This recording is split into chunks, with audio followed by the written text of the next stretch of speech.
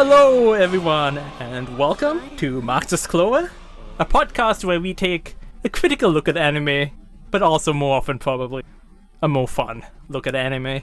I'm your host, Eric Hobbs-Bond, and it's my co-host, The Angles Next Door. Hello, everyone. And today we're going to talk about the show that is the namesake of our podcast, in a way. Because yes, there is Karl Marx and Marxism, but the real reason we named this podcast is... because he looks so much like him. He just looks like it's uncanny. You got the beard. Yes, there's a character named Marx in the show Black Clover, and he is our mascot. He is our mascot, yes. As our first episode of Marx's Clover, we thought we'd do a little dive into Black Clover. And so welcome aboard. Welcome aboard. It is a fun conversation. And obviously this will have spoilers for Black Clover up to about episode 130-ish. 130-ish. There will be references to future events, but very vague because Osborne has not gotten to that point yet.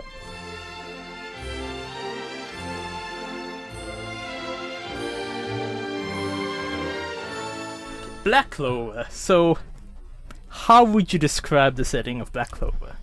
I would say it's a fantastical setting with fantastical characters. It's a fantasy world. Not an isekai. Not an isekai. I think what is important to understanding, it is a pre-industrial world. This isn't like a fairy tale world. That most interesting part is that there is a extremely fascinating train system. But that's for another day. But it is fantasy. It has a very interesting hierarchy and way it's set up. You have the center is the Clover Kingdom. There are other kingdoms. And the Clover Kingdom is comprised of 3 realms. Okay. You got the noble realm, where we have the nobles, and royals is also another class.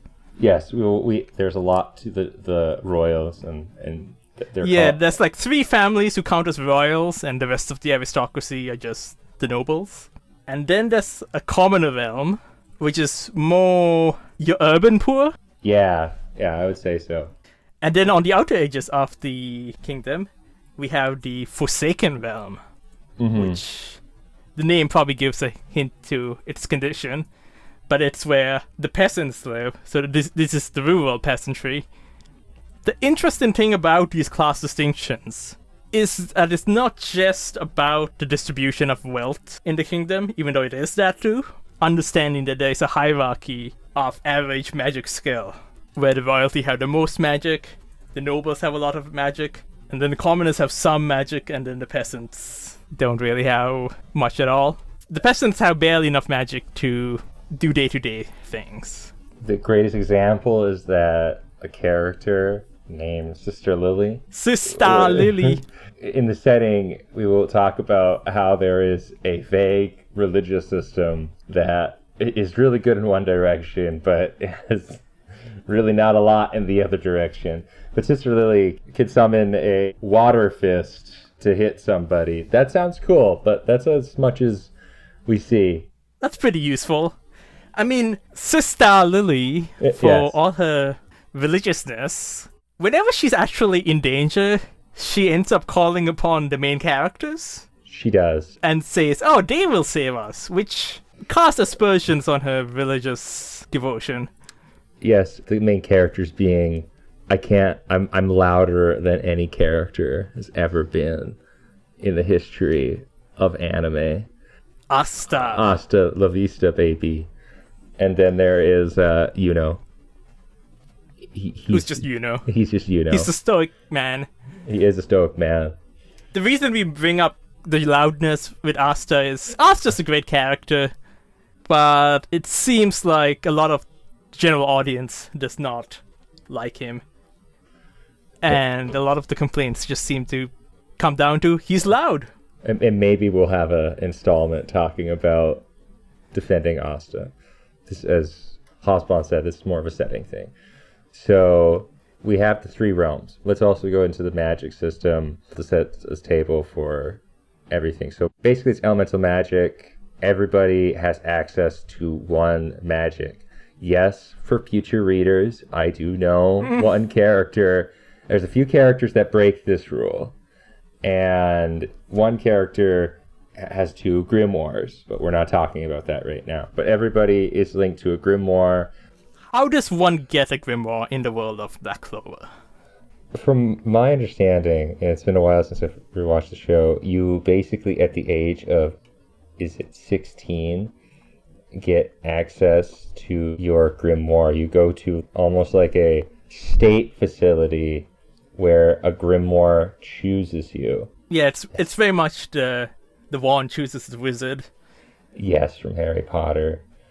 And I think it's a lot younger than 16. I'm taking a gander. Oh, 15. It's 15.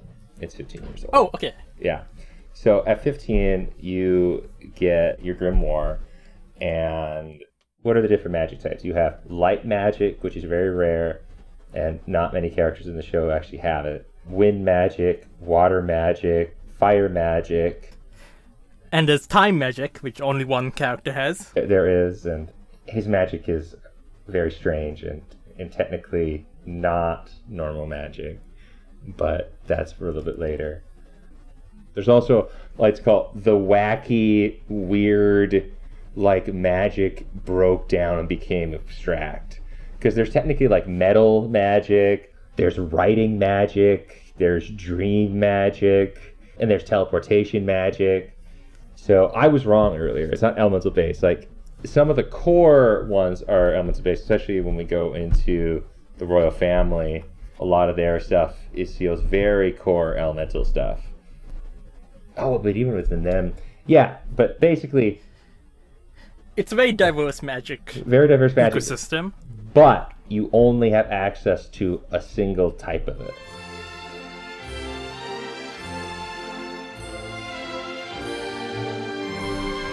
So our main character, Asta, does not have any magic, which makes him stand out, even among the peasants. Yes. He goes to the capital to join the Magic Knights, who are basically the military of this world. And is this a police state? I was actually thinking about this over the past day. This would be a great statement for the episode. Is Black Clover a police state? And the answer is yes. I think it is a police state. So there are these squads of Magic Knights who are the main... They're civil servants. I mean, they're the ones that do, like, policing, and... Yeah, they're basically a combination military police, which gives heavy martial law vibes. And the government is divided really curiously. There's a civilian government. There's a civilian government, yeah. Which is a king. Yeah. And then there's a military leader known as the Wizard King, who's appointed among the knights. The show very much infers that we should want military governance, that is the preferable option. Because this is in a pre-industrial world, this is in a sense like, it probably is more of a feudal government than it is anything else. Yeah, it is actually really feudal. But one thing about it is that it's like a feudal government with hardcore centralization. It's so centralized. So yeah, it's not feudal in the sense that I don't know if any of the lords actually own specific land. Do they? I don't think so. If so, we have never gone into it. It feels all the nobles live in the noble realm. And the royals, we are going to get to them, have their own... They basically live in, like, the capital. I do also want to say that the Black Knight... Wait, that's what they're called? Wait, no, not that. The Royal Knights, or what are they called? No, the Magic Knights. Magic Knights, sorry. Because I think the Royal Knights are the special squad. That's such a squad. Black Knights are from Code Geass. And so they also are civil servants. Like, they also are, like, the weird, like, almost like a disaster relief people, too. Because, like, they are usually at the front lines to do like cleanup in terms of disaster relief. There are usually relief workers as well, cleaning up things. They really are just a military corps that can be used for whatever purpose the government wants. Yeah, and also when we look at the government, there's some very strange things where the power is in the nobles. Like, there is a noble aspect of it that the show hasn't necessarily done a lot with. We do know that you have to answer to the king. The king they kind of make to be a buffoon, but he does have like a royal family around him, and these noble advisors. There's 3 royal families, and the king is from one of them, so it's kind of assumed that the kingship could travel between any of those 3 families. Yes. Also, he has a really funny name. Also, we will state that the timeline of Black Clover is really wacky and kind of weird, where there is like a large amount of time that goes by in this show, but there's like not from a historical point of view, it is kind of confusing. Like, what is the history? Like, what is the history of the king, the other one, the Wizard King? Because our Wizard King is a guy by the name of Julius Novachrono, and it wasn't until really the movie that came out on Netflix a year or so ago that we had met other past Wizard Kings and Queens. Well, we met one in the Elf arc. It's true, we did, Lumineer. Yes. So, is this a police state, and is that bad? The show really wants us to think it's a benevolent police state. Like a police state run by a benevolent Wizard King. Yeah, I would say, like, this makes a lot more comprehensive sense, because I'm also, like, a pretty decent, knowledgeable guy when it comes to Naruto. There is a lot of parallels, and yes, we'll get that out of the way, that there are a lot of parallels to Naruto in this, and that its setup is, except in Naruto, the Hokage is the Hokage. There are the Daimos, we're not talking about them. I don't even want to say those people's names, because they're silly. But I think in Naruto there is a weird city-state esque aspect, and it doesn't really go into the management of everything. But like in this one, it feels very much like a feudal kingdom. Yeah. So as we explained, each class is associated with a certain level of magic. Mm-hmm. And one thing I like about this is the show explains why that happened. Yeah. There is an actual plot reason why the nobles got so much magic power. Social Darwinism. That's how they did it. The thing for a lot of fantasy settings and isekais is it's just natural to have the nobles have more magic. Mm-hmm. And if you don't explain why that is, things start getting very eugenics very quickly. It does, and we will eventually get in our opinions. Do we like a lot of the nobles? Yes. That's what the show wants you to believe.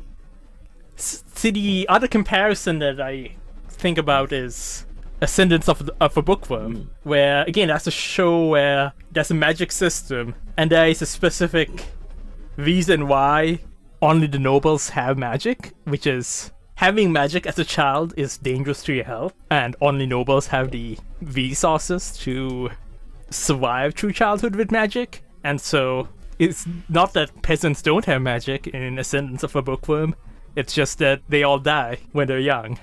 Mm-hmm. So I appreciate a show that will make that effort to explain that. So Black Clover, the nobles basically stole the magic. Yeah, and we have been... We have, and just to interrupt you really quick, we have been introduced to the other kingdoms, and it is very much the survival of the fittest. Most powerful one is usually at the top. So, is the magic power in these kingdoms, is it inherited? in some sense, like your magic does feel like you get some, like if your parent had this type of magic, you have this type of magic.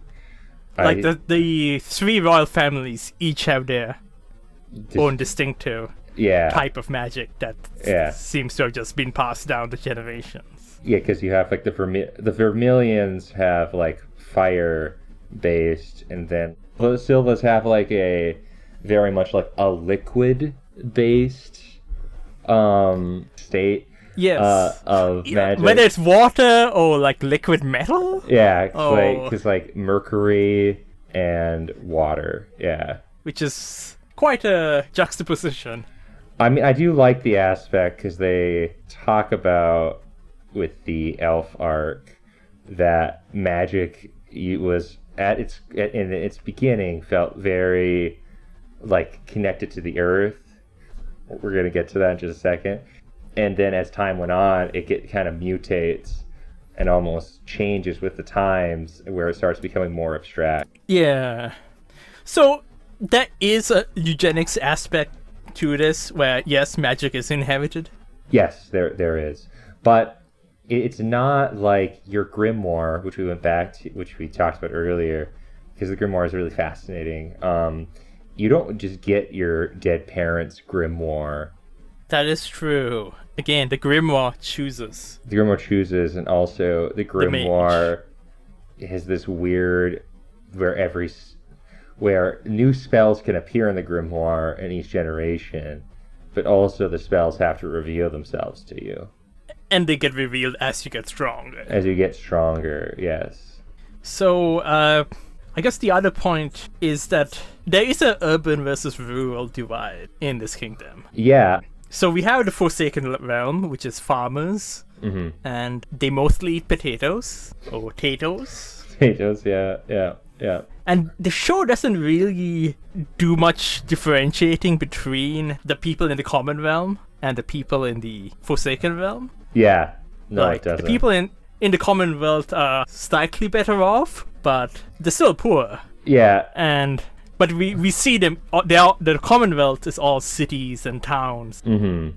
And like very rarely do we see peasant farmers. You know, like we don't really see, it's only like in the filler arcs it feels like we actually see like farmers farming. Yeah, the farmers in the Forsaken Realm, actually, this is not a very scientific way of measuring this, but I took a look at the Black Clover Wikia page, the way it's organized in the Black Clover Wikia. So it's divided between royals, nobles, commoners, and peasants. And if you look through the number of characters that have been profiled on the Wikia for each of them, between the royals, nobles, and commoners, they all have about 20 to 30 characters. The peasants have 8 characters profiled. So even though this is a show about 2 peasants rising to the top, we don't actually get to meet peasants that often. No, we don't. Then if they are, they don't get speaking lines. Or they're like, "Thank you for your help, knight." Yes. Which, I mean, it is fair, because it is about Asta and Yuno going to this place where there aren't a lot of people like them. And for our class revolution people, technically meritocracy has only been around for like not even a generation. Yes, I think it was literally a generation ago that the first peasant to get into the Magic Knights got in. Yes, when we're saying a generation ago, we mean like less than 20 years. We mean like the dad of one of the characters. Yes, when the character was like in his mid single digits. And that in itself creates this illusion, and why I think it might be easy to say that this is meritocracy, and it's just really not. There are characters who certainly aspire to a meritocracy. Yes. But it isn't there yet. And actually that kind of ties in very well with a quote I want to bring up. Okay.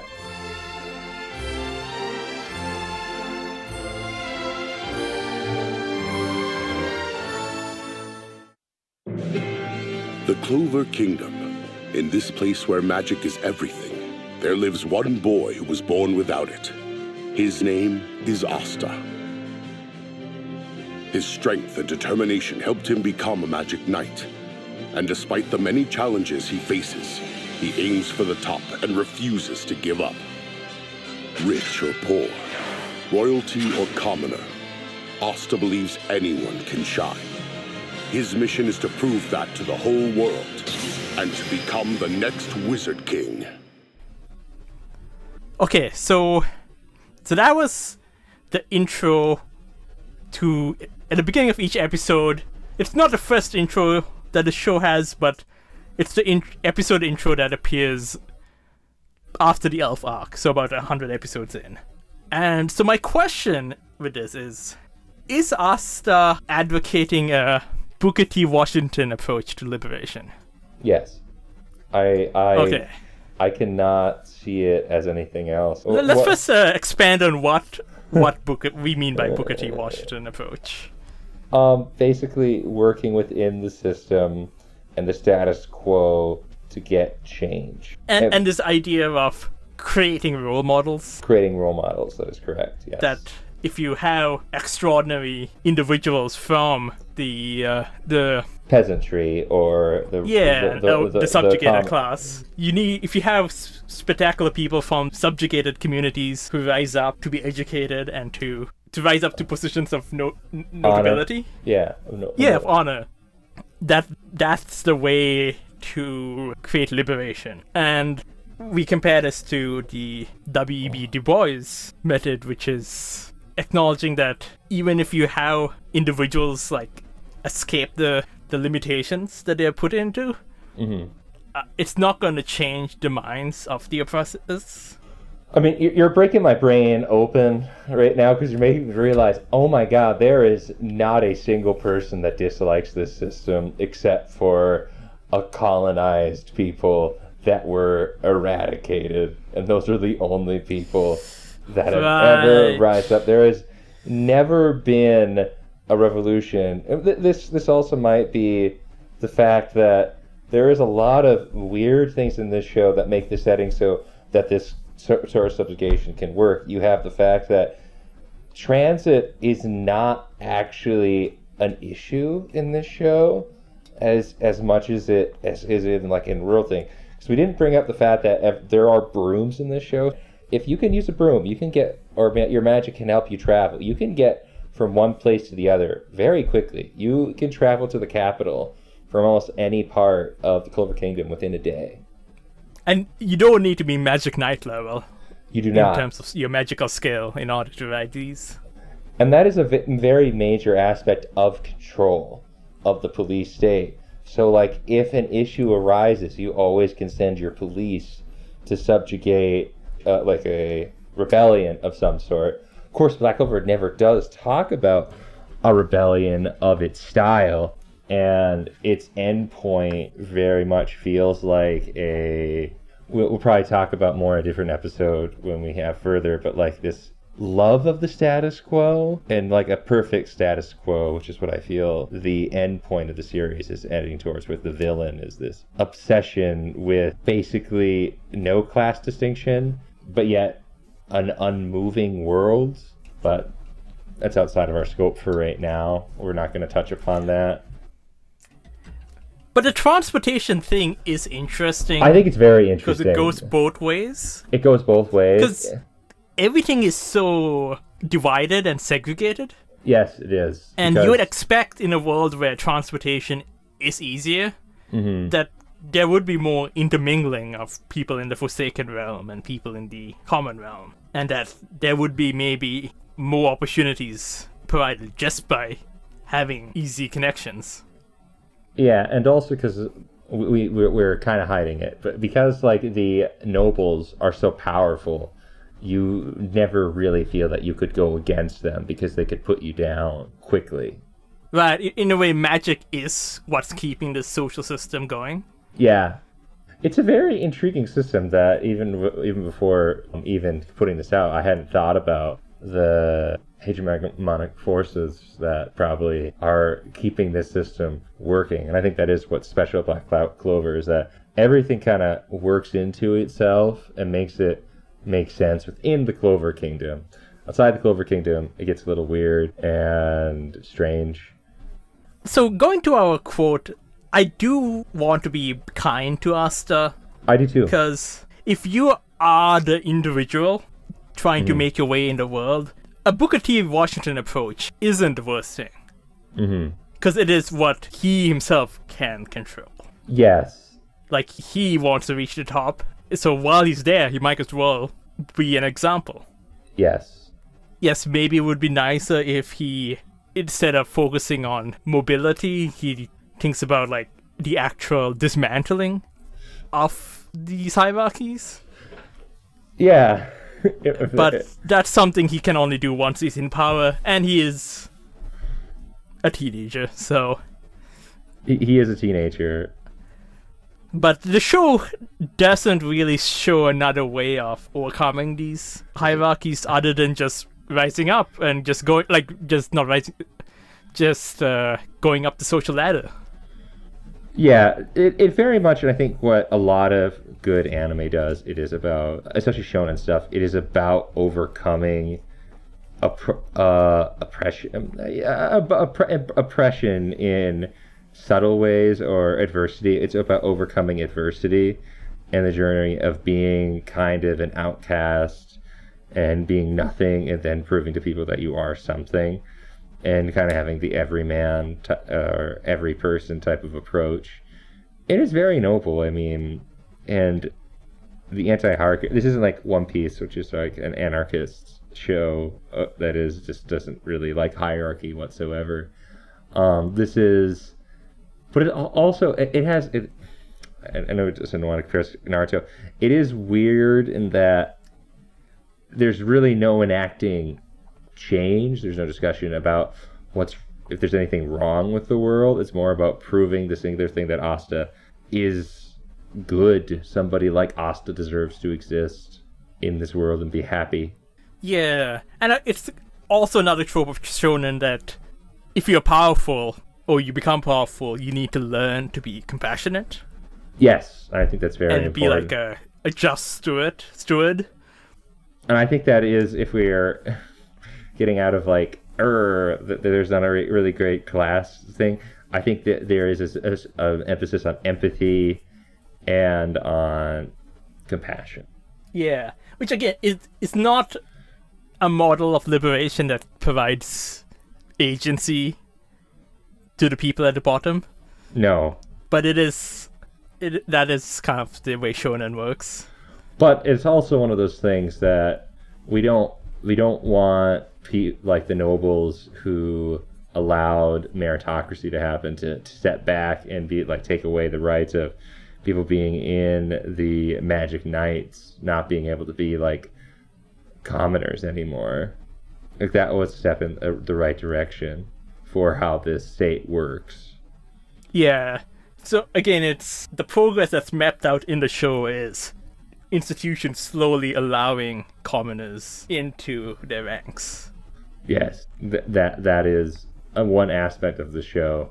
And in this way, Asta's magical power is philosophically interesting because we just established that magic is like the vehicle that keeps this hierarchy in place. Yes.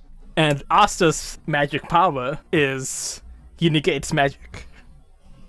Yes. So anything he touches with his sword, he cancels out the magic effects. Because, like, on a metaphorical level, Asta is breaking down magic. Yes. Which is what is unequal about this world. That is correct. That is a beautiful point. He breaks through because he has none and breaks down the walls that divide us. Yes. Now, whether he will actually unmake a magic system, probably not. No, I don't think the show, from mangas at this point, I don't want to diss this series. I am going to diss this series. I don't know if it is capable of doing that anymore. I mean, when you make a shonen anime about magic, you kind of had to keep the magic in. Yeah, but I mean, like, breaking down, like, society, making this amazing post-royal dream world or a monarchy that works 100% correctly, which is probably what's going to end up happening. Yeah, because even if Asta's at the top, he's probably going to have to go a bit Toussaint Louverture. Yeah. And send the peasants back to farm those potatoes. Yes. Someone's got to farm the potatoes. And some people find that fulfilling. I mean, Asta certainly likes eating them. He does, and he convinces his rich girlfriend to like them. It's potatoes are being gentrified. They are. Move over. It's we're gonna break the way that the whole kingdom is down. The Forsaken realm is gonna be the noble realm, and then. I mean, like, how do you measure wealth in your life?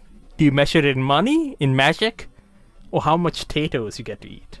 I mean, do you like? There's a point where almost that a lot of characters are like, what is this?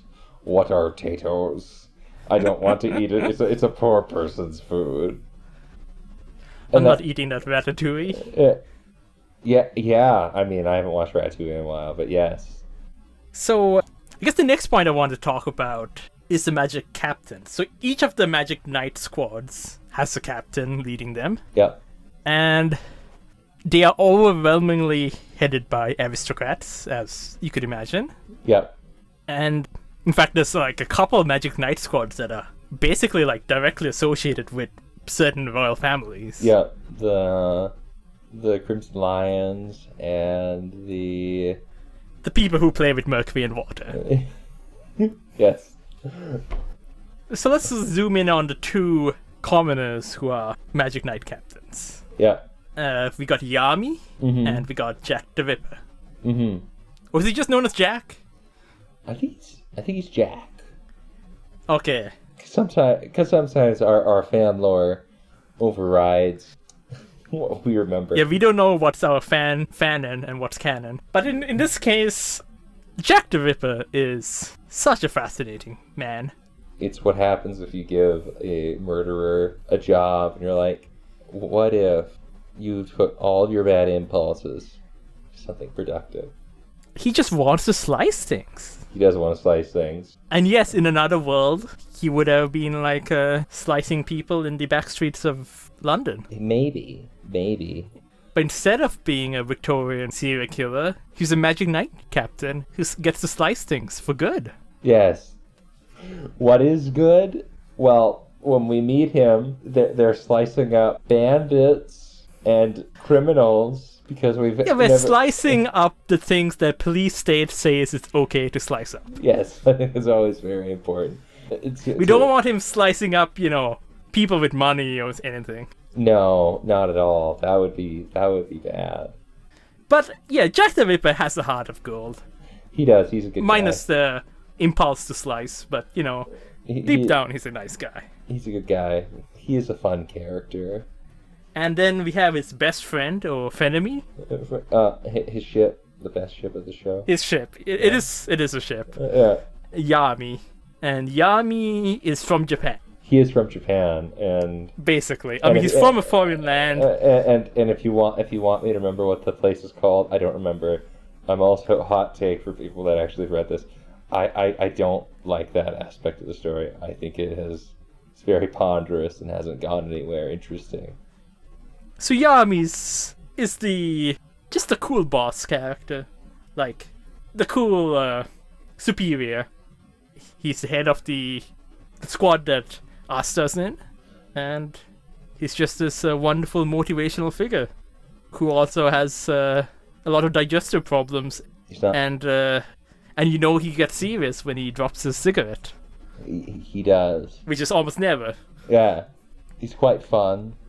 But at one point in the story, the Wizard King announces budget cuts? Yes. I guess it's to do with the whole war effort going on, and the recovery effort. Oh yes, because and you're right, because there is a war effort. Because this is after they go to the Heart Kingdom and they're gonna go to war with the Spade Kingdom. No, I think this is before that. Okay, maybe you're right. Because this happens when the Black Bulls come in second in the star getting competition. It's when Yami and Jack the Ripper have their food contest, and Charlotte and Vanessa have their cosplay contest, where Asta's nun fetish is confirmed.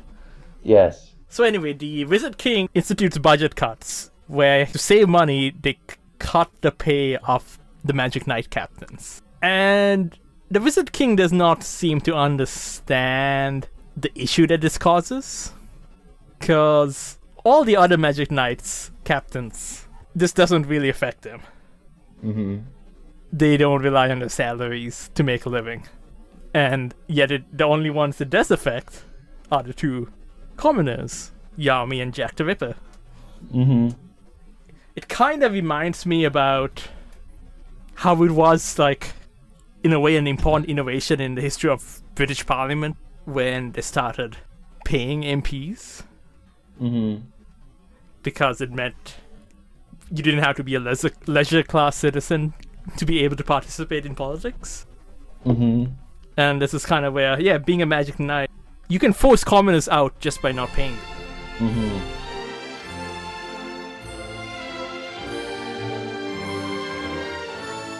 I do worry that since we are dissecting the show, that we are going to sound like we don't like this show. So I wanted to wind down the episode by talking about some of the things we love about this show. So Angles, what is there to love about Black Clover?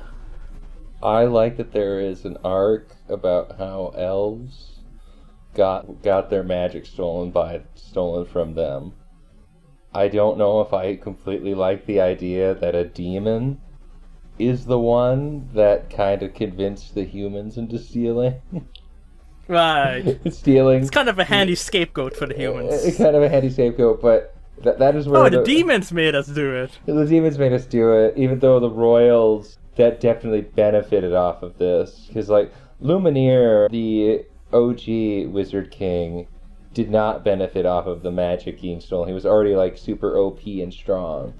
Like, a lot of the nobles get their power from that there are these elves who are extremely rural, have a very elf-like kind of utopian type of society, but then they are just, in a sense, just eradicated because of their power. And yeah, I really love that part of the show. I think it's really fascinating. Another thing I want to talk about is the show has some amazing filler content. Yes. I mean, there's the little skits at the end called Petite Clover. Oh, Clover Clips. Clover Clips is how it's called in the dub. Mm-hmm. And it's called Petite Clover in the Japanese sub. Yes. Yeah. And I think there's a strong reason to actually watch this in dub because of the character Gordon. Yeah. He's one of the great characters and has some great filler content in his own right. Yeah.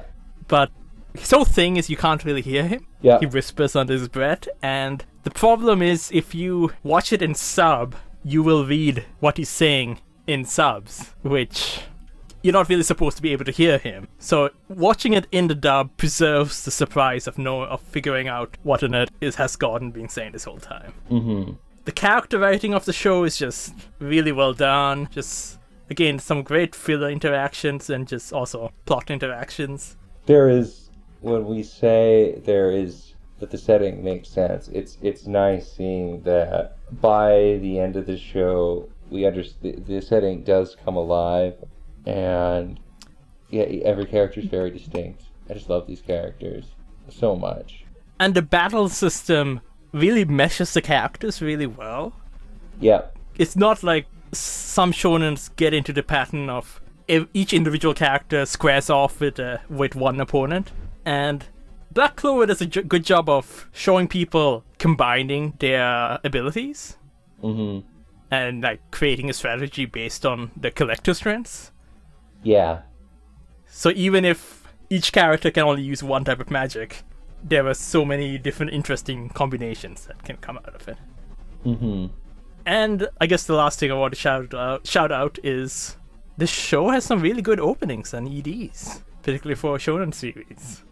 Yeah, definitely, and we will definitely talk about those in our versions of like having when we have short segments throughout this show about things we love about Black Clover.